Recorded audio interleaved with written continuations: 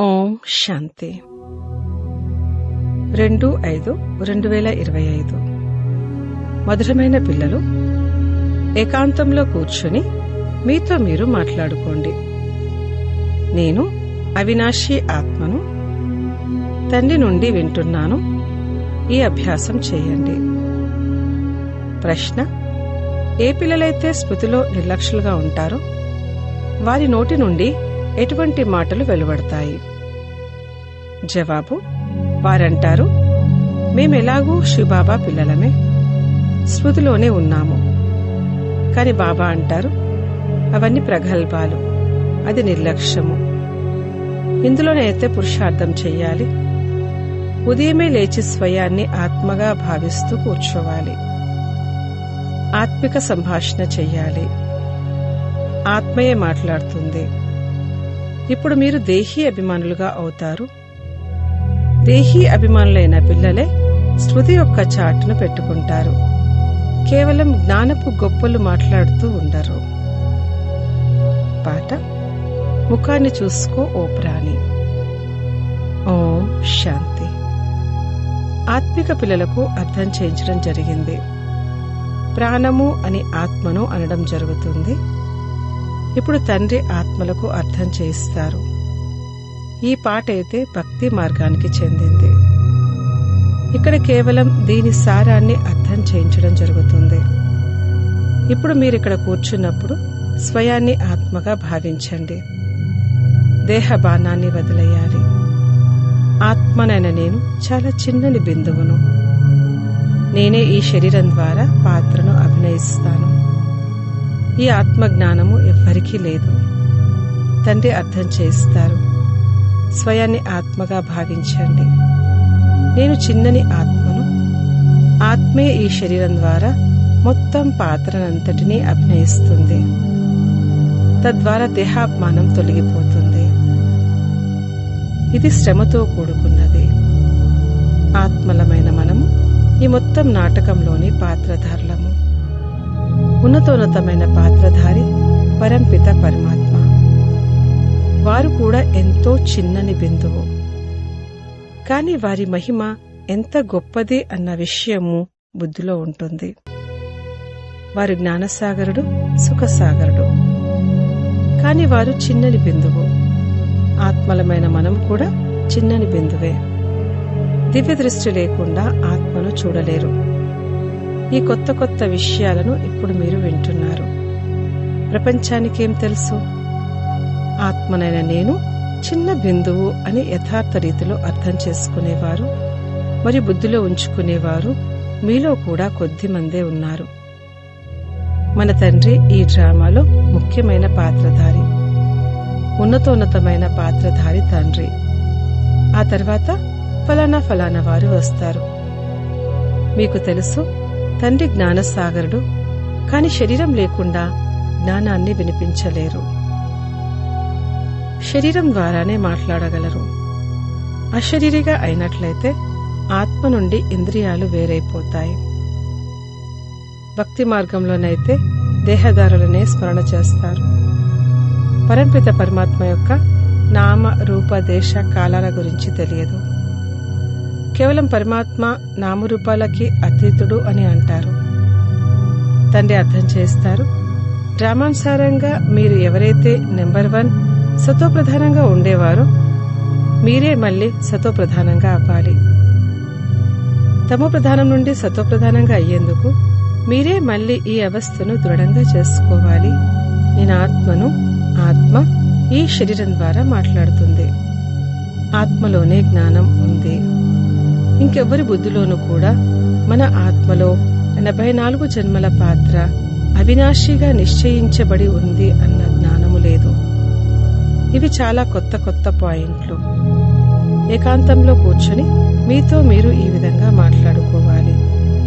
నేను ఆత్మను, తండ్రి నుండి వింటున్నాను. ఆత్మనైన నాలో ధారణ జరుగుతుంది. ఆత్మనైన నాలోనే పాత్ర నిండి ఉంది. ఆత్మనైన నేను అవినాశి. ఈ విషయాలను లోపల అభ్యాసం చెయ్యాలి. మనము తమో ప్రధానం నుండి సతో ప్రధానంగా అవ్వాలి. దేహాభిమానులైన మనుషులకు ఆత్మజ్ఞానం కూడా లేదు. ఎంత పెద్ద పెద్ద పుస్తకాలను తమ వద్ద పెట్టుకుంటారు. ఎంత అహంకారముంది. ఇది ఉన్నదే తమో ప్రధానమైన ప్రపంచం. ఉన్నతోన్నతమైన ఆత్మలు ఎవ్వరూ లేరు. ఇప్పుడు మనం తమో ప్రధానం నుండి సతో ప్రధానంగా అయ్యే పురుషార్థం చెయ్యాలని మీకు తెలుసు. ఈ విషయాన్ని లోపల అభ్యాసం చెయ్యాలి. జ్ఞానం వినిపించేవారైతే ఎంతో మంది ఉన్నారు, కాని స్మృతి లేదు. లోపల ఆ అంతర్ముఖత ఉండాలి. మనము తండ్రి స్మృతి ద్వారా పతితుల నుండి పావనంగా అవ్వాలి. కేవలం పండితులుగా అవ్వకూడదు. దీనికి సంబంధించి ఒక పండితుని ఉదాహరణ కూడా ఉంది. రామా రామా అంటూ ఉంటే తీరానికి చేరుకుంటారు అని మాతలకు చెప్తారు. కావున ఇలా గొప్పలు చెప్పేవారిగా కూడా అవ్వకూడదు. ఇటువంటి వారు ఎంతో మంది ఉన్నారు. అర్థం చేయించడం చాలా బాగా అర్థం చేస్తారు, కాని యోగం లేదు. మొత్తం రోజంతా దేహాభిమానంలో ఉంటారు. లేదంటే బాబాకు చాటు పంపించాలి. నేను ఈ సమయంలో మేలుకుంటాను, ఇంత సమయం స్మృతి చేస్తాను అని. కాని సమాచారం ఏమీ ఇవ్వరు. జ్ఞానపు విషయాలను ఎంతో గొప్పగా చెప్తూ ఉంటారు. యోగం లేదు. పెద్ద పెద్ద వారికి జ్ఞానమిస్తారు, కాని యోగంలో అపరిపక్వంగా ఉన్నారు. ఉదయమే లేచి తండ్రిని స్మృతి చెయ్యాలి. బాబా, మీరు ఎంత అతి ప్రియమైన వారు. ఈ డ్రామా ఎంత విచిత్రంగా తయారు చేయబడి ఉంది. ఈ రహస్యం గురించి ఎవ్వరికీ తెలియదు. ఆత్మ గురించి కాని పరమాత్మ గురించి కాని తెలియదు. ఈ సమయంలో మనుషులు జంతువుల కన్నా హీనంగా ఉన్నారు. మనము కూడా అలాగే ఉండేవారము. మాయారాజ్యంలో ఎంతటి దుర్దశ ఏర్పడుతుంది. ఈ జ్ఞానాన్ని మీరు ఎవరికైనా ఇవ్వవచ్చు. ఆత్మలైన మీరు ఇప్పుడు తమో ప్రధానంగా ఉన్నారు. మీరు సత్వప్రధానంగా అవ్వాలి అని చెప్పండి. ముందు స్వయాన్ని ఆత్మగా భావించండి. పేదవారికైతే ఇది ఇంకా సహజము. షౌకార్లకు ఎన్నో ఇబ్బందులు ఉంటాయి. తండ్రి అంటారు, నేను సాధారణ తరువులోకే వస్తాను. చాలా పేదవారు కాదు, చాలా షౌకార్లు కాదు. ఇప్పుడు మీకు తెలుసు, కల్పకల్పము తండ్రి వచ్చి పావనంగా ఎలా అవ్వాలి అన్న శిక్షణ మనకు ఇస్తారు. ఇకపోతే మీ వ్యాపార వ్యవహారాలు మొదలైన వాటిలో ఏవైతే గొడవలున్నాయో దానికోసం బాబా రాలేదు. ఓ పతిత పావన రండి అని మాత్రమే మీరు పిలుస్తారు. కావున బాబా పావనంగా అయ్యేందుకు యుక్తిని తెలియచేస్తారు. స్వయంగా ఈ బ్రహ్మకి కూడా ఏమీ తెలిసేది కాదు. పాత్రధారిగా అయి ఉండి డ్రామా యొక్క ఆది మధ్యాంతాల గురించి తెలియకపోతే వారినేమంటారు? ఆత్మలమైన మనం ఈ సృష్టి చక్రంలోని పాత్రధారులం. ఇది కూడా ఎవ్వరికీ తెలియదు. ఆత్మ మూలవతనంలో నివసిస్తుందని అంటారు, కాని అనుభవంతో చెప్పరు. మీకిప్పుడు ప్రాక్టికల్ గా తెలిసింది. ఆత్మలమైన మనము మూలవతన నివాసులము. ఆత్మలమైన మనము అవినాశి. ఇదైతే బుద్ధిలో గుర్తుండాలి. చాలా మందికి యోగం అస్సలు లేదు. దేహాభిమానం కారణంగా మళ్లీ పొరపాట్లు కూడా చాలా జరుగుతాయి. ముఖ్యమైన విషయమే దేహీ అభిమానులుగా అవ్వడం. మేము సత్వప్రధానంగా అవ్వాలి అన్న చింత ఉండాలి.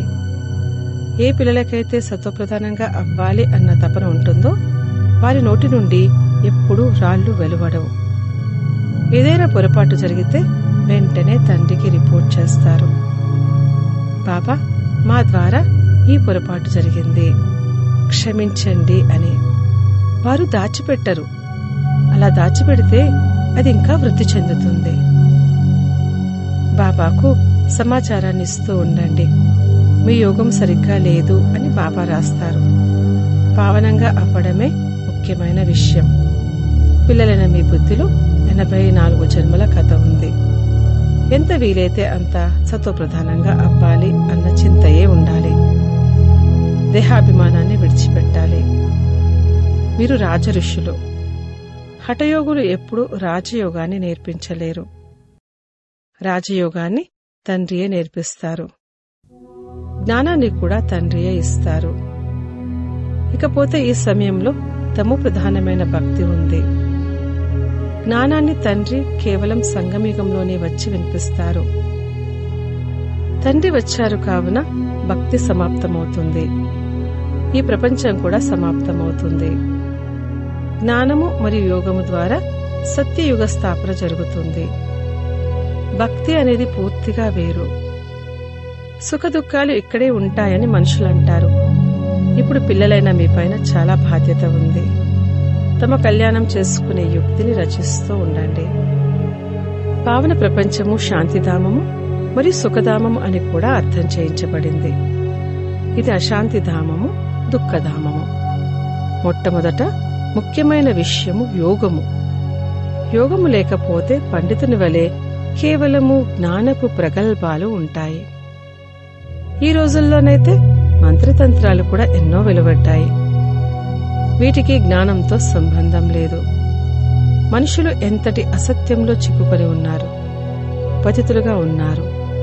తండ్రి స్వయంగా అంటారు, నేను పతిత ప్రపంచంలోకి, పతిత శరీరంలోకి వస్తాను. పావనమైన వారు ఎవ్వరూ ఇక్కడ లేనేలేరు. వీరైతే స్వయాన్ని భగవంతుడు అని పిలుచుకోరు. వీరంటారు, నేను కూడా పతితున్నే, పావనంగా అయితే ఫరిష్తాగా అవుతారు. మీరు కూడా పవిత్రమైన ఫరిష్తాలుగా అవుతారు. కావున ముఖ్యమైన విషయం ఏమిటంటే మనం పావనంగా ఎలా అవ్వాలి? స్మృతి చాలా అవసరం. ఏ పిల్లలైతే స్మృతిలో నిర్లక్ష్యులుగా ఉంటారో వారంటారు, మేమైతే శివబాబాకు ఎలాగో పిల్లలమే, స్మృతిలోనే ఉన్నాము. కాని బాబా అంటారు, అవన్నీ ప్రగల్భాలు, అది నిర్లక్ష్యం. ఇందులో పురుషార్థం చెయ్యాలి. ఉదయమే లేచి స్వయాన్ని ఆత్మగా భావిస్తూ కూర్చోవాలి. ఆత్మిక సంభాషణ చెయ్యాలి. ఆత్మయే మాట్లాడుతుంది కదా. ఇప్పుడు మీరు దేహీ అభిమానులుగా అవుతారు. ఎవరైతే ఇతరుల కళ్యాణం చేస్తారో వారి మహిమను కూడా చేయడం జరుగుతుంది. అది దేహం యొక్క మహిమ అవుతుంది. ఇదైతే నిరాకార పరంపిత పరమాత్ముని మహిమ. దీన్ని కూడా మీరు అర్థం చేసుకుంటారు. ఈ మెట్ల వరుస ఇంకెవ్వరి బుద్ధిలోనూ ఉండదు. మనము 84 జన్మలు ఎలా తీసుకుంటాము, మళ్లీ కిందికి ఎలా దిగుతూ వస్తాము. ఇప్పుడైతే పాపపు కుండ నిండిపోయింది. అది ఎలా శుభ్రమవ్వాలి? అందుకే తండ్రిని పిలుస్తారు. మీరు పాండవ సంప్రదాయం కలవారు, ధార్మిక రాజనీతి మనస్తత్వం కలవారు. బాబా అన్ని ధర్మాలకు సంబంధించిన విషయాలను గురించి అర్థం చేయిస్తారు. ఇతరులు ఎవరు అర్థం చేయించలేరు. ఇకపోతే ఆ ధర్మస్థాపన చేసేవారు ఏం చేస్తారు? వారి వెనుక ఇతరులు కూడా కిందికి రావాల్సి వస్తుంది. అంతేకాని వారి మోక్షాన్ని ఏమనిస్తారా? తండ్రి చివర్లో వచ్చి అందరినీ పవిత్రంగా చేసి తిరిగి తీసుకువెళ్తారు. అందుకే వారొక్కరికి తప్ప ఇంకెవ్వరికీ మహిమ లేదు. బ్రహ్మకు కాని మీకు కాని ఎటువంటి మహిమ లేదు. బాబా రాకపోతే మీరు కూడా ఏం చేస్తారు? ఇప్పుడు తండ్రి మిమ్మల్ని ఎక్కే కలలోకి తీసుకువెళ్తారు. మీ కారణంగా సర్వులకి మేలు జరుగుతుంది అని అంటూ కూడా ఉంటారు కదా. కాని అర్థం చేసుకోరు. మహిమనైతే ఎంతగానో చేస్తారు. ఇప్పుడు తండ్రి అర్థం చేయించారు, ఆత్మ మరణం లేనిది. ఇది ఆత్మ యొక్క సింహాసనం. ఆత్మ అవినాశి, మృత్యువు ఎప్పుడు కబలించదు. ఆత్మ ఒక శరీరాన్ని వదిలి ఇంకొక పాత్రను అభినయించాలి. అంతేకాని తీసుకువెళ్లేందుకు కాలుడేమీ రాడు. ఎవరైనా శరీరాన్ని విడిచిపెట్టినా మీకు దుఃఖం కలగదు. శరీరాన్ని వదిలి ఇంకొక పాత్రను అభినయించేందుకు వెళ్లారు. ఏడవవలసిన అవసరమేముంది? ఆత్మలమైన మనము సోదరులం. ఇది కూడా మీకిప్పుడు తెలుసు. ఆత్మలు పరమాత్మ చాలా కాలం వేరుగా ఉన్నారు అని అంటూ ఉంటారు. తండ్రి ఎక్కడికి వచ్చి కలుసుకుంటారు? ఇది కూడా తెలియదు. ఇప్పుడు మీకు ప్రతి విషయం గురించి వివరణ లభిస్తుంది. ఎప్పటి నుండో వింటూనే వస్తున్నారు. వీరు పుస్తకాలు మొదలైనవి ఏమైనా చదువుతారా? కేవలం అర్థం చేయించేందుకు రిఫర్ చేస్తారు. తండ్రి సత్యమైన వారు కావున సత్యమైన రచనను రచిస్తారు. సత్యం చెప్తారు. సత్యంతో గెలుపు, అసత్యంతో ఓటమి. సత్యమైన తండ్రి సత్యఖండాన్ని స్థాపన చేస్తారు.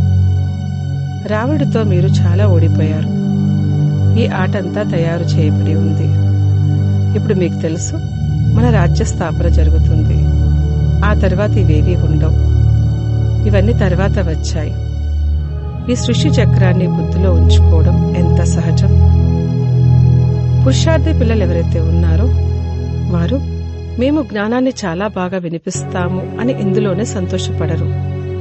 జ్ఞానంతో పాటు యోగాన్ని మరియు నడవడికని కూడా ధారణ చేస్తారు. మీరు చాలా చాలా మధురంగా అవ్వాలి. ఎవ్వరికీ దుఃఖాన్నివ్వకూడదు. ప్రేమగా అర్థం చేయించాలి. పవిత్రతపై కూడా ఎన్నో గొడవలు జరుగుతాయి. అవి కూడా డ్రామా అనుసారంగా జరుగుతాయి. ఇది తయారు చేయబడిన డ్రామా కదా. అలాగని డ్రామాలో ఉంటే లభిస్తుందని కాదు. అలా కాదు, కృషి చెయ్యాలి. దేవతల వలె దైవీ గుణాలను ధారణ చెయ్యాలి. ఉప్పునీటి వలె అవ్వకూడదు. మేము తప్పుడు నడవడిక నడుచుకొని తండ్రి పరువునైతే పోగొట్టడం లేదు కదా అని గమనించుకోవాలి. సద్గురువుకు నింద తీసుకొచ్చేవారు ఉన్నత పదవిని పొందలేరు. వీరైతే సత్యమైన తండ్రి, సత్యమైన టీచర్. ఆత్మకి ఇప్పుడు స్మృతి కలుగుతుంది. బాబా జ్ఞానసాగరుడు, సుఖసాగరుడు. నేను తప్పకుండా జ్ఞానాన్ని ఇచ్చి వెళ్ళాను, అందుకే మహిమ జరుగుతుంది. వీరి ఆత్మలో ఏమైనా జ్ఞానం ఉందా? ఆత్మ ఏమిటి, డ్రామా ఏమిటి అనేది ఎవ్వరికీ కూడా తెలియదు. తెలుసుకోవలసింది మనుషులే కదా. రుద్రయజ్ఞాన్ని రచించినప్పుడు ఆత్మలను పూజిస్తారు. వారి పూజ మంచిదా లేక దైవీ శరీరాల పూజ మంచిదా? ఈ శరీరము పంచతత్వాలతో తయారయ్యింది. అందుకే ఒక్క శివబాబా పూజయే అవ్యభిచారి పూజ. ఇప్పుడు ఆ ఒక్కరి నుండే వినాలి. అందుకే చెడు వినకండి అని అనడం జరుగుతుంది. నిందకు సంబంధించిన విషయాలేవి వినకండి. నా ఒక్కరి నుండే వినండి. ఇది అవ్యభిచారి జ్ఞానము. ముఖ్యమైన విషయం ఏమిటంటే, ఎప్పుడైతే దేహాభిమానం తెగుతుందో అప్పుడే మీరు శీతలంగా అవుతారు. తండ్రి స్మృతిలో ఉన్నట్లయితే నోటి ద్వారా కూడా తప్పుడు మాటలు మాట్లాడరు. చెడు దృష్టి వెళ్ళదు. చూస్తూ కూడా చూడనట్లుగా ఉంటారు. మన జ్ఞానం అనే మూడవ నేత్రం తెరుచుకొని ఉంది. తండ్రి వచ్చి త్రినేత్రులుగా, త్రికాలదర్శులుగా తయారు చేశారు. ఇప్పుడు మీకు 3 కాలాల మరియు 3 లోకాల జ్ఞానం ఉంది. అచ్చా, మధురాతి మధురమైన సిక్కిలదే పిల్లలకు మాతాపిత బాప్దాదాల ప్రియ స్మృతులు మరియు గుడ్ మార్నింగ్. ఆత్మిక పిల్లలకు ఆత్మిక తండ్రి నమస్తే. ధారణ కొరకు ముఖ్య సారము. 1వ పాయింట్, జ్ఞానాన్ని వినిపించడంతో పాటు యోగంలో కూడా ఉండాలి. మంచి నడవడికను ధారణ చేయాలి. చాలా మధురంగా అవ్వాలి. నోటి నుండి ఎప్పుడూ రాళ్లు వెలువడకూడదు. 2వ పాయింట్, అంతర్ముఖులుగా అయ్యి ఏకాంతంలో కూర్చొని మీతో మీరు ఆత్మిక సంభాషణ చేసుకోవాలి. పావనంగా అయ్యే యుక్తులను తీయాలి. ఉదయమే లేచి తండ్రిని చాలా ప్రేమగా స్మృతి చెయ్యాలి. వరదానము, వైర్లెస్ సెట్ ద్వారా వినాశన సమయంలో అంతిమ డైరెక్షన్లను క్యాచ్ చేసే వాయిస్లెస్ భవ. వినాశన సమయంలో అంతిమ డైరెక్షన్లను క్యాచ్ చేసేందుకు వాయిస్లెస్ నిర్వికారి బుద్ధి అవసరము. ఏ విధంగా వారు వైర్లెస్ సెట్ ద్వారా ఒకరి నుండి మరొకరి వరకు శబ్దాలు చేరుస్తారో, ఇక్కడ ఉన్నది వాయిస్లెస్ యొక్క వైర్లెస్. ఈ వైర్లెస్ ద్వారా మీకు ఏమని శబ్దం వస్తుందంటే, ఈ సురక్షితమైనటువంటి స్థానానికి చేరుకోండి. ఏ పిల్లలైతే తండ్రి స్మృతిలో వాయిస్లెస్ గా ఉంటారో, ఎవరికైతే అశరీరులుగా అయ్యే అభ్యాసం ఉందో, వారి వినాశన సమయంలో వినాశనం అవ్వరు, కాని స్వేచ్ఛగా శరీరాన్ని విడిచిపెడతారు. స్లోగన్, యోగాన్ని పక్కకు పెట్టి కర్మల్లో బిజీ అవ్వడం, ఇదే నిర్లక్ష్యము. అవ్యక్త సూచనలు, ఆత్మిక రాయల్టీని మరియు పవిత్రత యొక్క పర్సనాలిటీని ధారణ చేయండి. పవిత్రత యొక్క రాయల్టీ అనగా ఏకవ్రతగా అవ్వడం. ఈ బ్రాహ్మణ జీవితంలో సంపూర్ణ పావనంగా అయ్యేందుకు ఏకవ్రత పాఠాన్ని పక్కా చేసుకోండి. వృత్తిలో శుభభావన, శుభకామన ఉండాలి. దృష్టి ద్వారా ప్రతి ఒక్కరిని ఆత్మిక రూపంలో లేక ఫరిష్తా రూపంలో చూడండి. కర్మల ద్వారా ప్రతి ఆత్మకు సుఖాన్ని ఇవ్వండి మరియు సుఖాన్ని తీసుకోండి. ఎవరైనా దుఃఖమిచ్చినా, నిందించినా, అవమానపరిచినా మీరు సహనశీలతా దేవీలుగా మరియు సహనశీలతా దేవతలుగా అవ్వండి. ఓం శాంతి.